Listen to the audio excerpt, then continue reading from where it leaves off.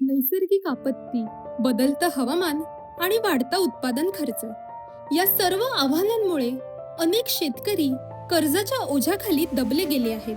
हे शेतकरी कर्ज घेऊन नियमित परतफेड करतात.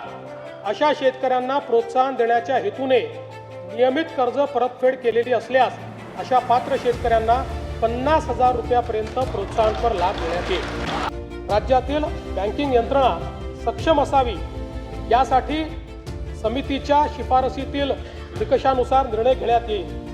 शेतकरी वारंवार कर्जबाजारी न होता त्याला कायमस्वरूपी कर्जमुक्त करण्याचा शासनाचा संकल्प असून याबाबत समितीच्या शिफारसीनुसार दीर्घकालीन उपाययोजना करण्यात येत आहेत.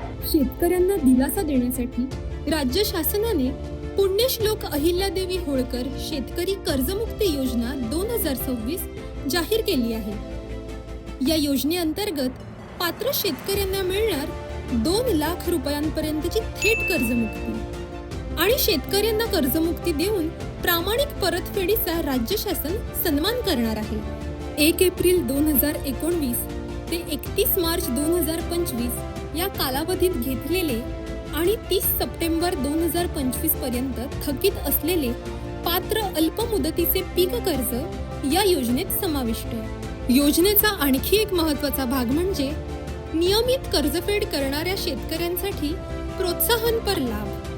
वेळेवर कर्जफेड करणाऱ्या पात्र शेतकऱ्यांना 50,000 रुपयांपर्यंत प्रोत्साहनपर लाभ. ज्या शेतकऱ्यांचे पात्र कर्ज 2 लाख रुपयांपेक्षा जास्त आहे त्यांच्यासाठी 1 टाइम सेटलमेंट म्हणजेच OTS ची सुविधाही उपलब्ध आहे. या योजनेचा लाभ राज्यातील सुमारे 56 लाखांहून अधिक शेतकऱ्यांना मिळणार असून यासाठी भरीव तरतूद केली आहे. योजनेची अंमलबजावणी ऑनलाईन पद्धतीने करण्यात येणार आहे. यासाठी शेतकऱ्यांनी आधार प्रमाणीकरण करणे अनिवार्य आहे.